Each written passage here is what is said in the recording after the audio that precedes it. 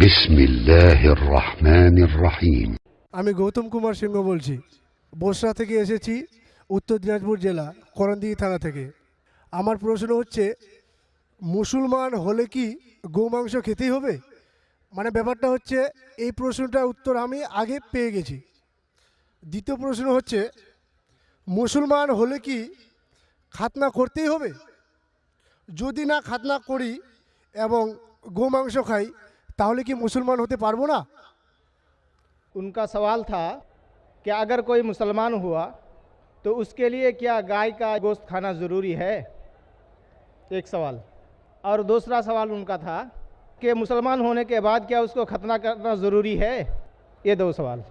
मैं बंगाली नहीं जानता हूँ, लेकिन सवाल समझ गया। স্যার আমি खतना বাংলায় समझ বলছি। गया, गाय गोश्त समझ गया। मेरे बंगाली टीवी के ऊपर डबिंग आती, लोग समझते बंगाली जानता हूँ मैं, लेकिन ये सवाल समझ गया मैं, अल्हम्दुलिल्लाह।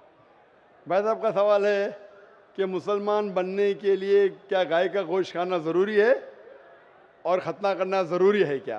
ये पहला सवाल मैं जवाब दे चुका हूँ कि गाय का गोश्त खाना फ़र्ज़ नहीं है। अगर आपको पसंद है तो खा सकते, नहीं पसंद तो नहीं खाइए, फ़र्ज़ नहीं है। आप एक 100% अच्छे मुसलमान बन सकते शाकाहारी होने के बाद भी, फ़र्ज़ नहीं है। जहाँ तक कि दूसरा सवाल है कि ख़तना करना ज़रूरी है, खतना करना एक अहम सुन्नत है, सुन्नत मौक़िदा है, अच्छी बात है। लेकिन अगर कोई ये कहता है कि अगर मैं खतना नहीं करूँ तो मुसलमान बन सकता हूँ, हाँ बन सकते हैं।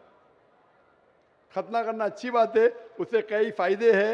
मैं मेडिकल डॉक्टर हूँ, उससे कैंसर ऑफ पीनस नहीं हो सकता है, उसमें फाइमोसिस नहीं हो सकता है, कई अच्छी चीज़ें हो सकती है, कई फ़ायदे हैं। लेकिन फिर भी अगर कोई इंसान डरता है और कहता है कि मैं खतने की वजह से अगर इस्लाम नहीं कबूल करना चाहता हूँ, क्या मैं इस्लाम कबूल कर सकता हूँ? कर सकते। आप विदाउट खतना करके भी इस्लाम कबूल कर सकते, कम अज़ कम इंशाअल्लाह शिर्क से बचेंगे। भाई साहब, क्या सर? आप क्या इस्लाम कबूल करना चाहते? सर हम सोचेंगे सर।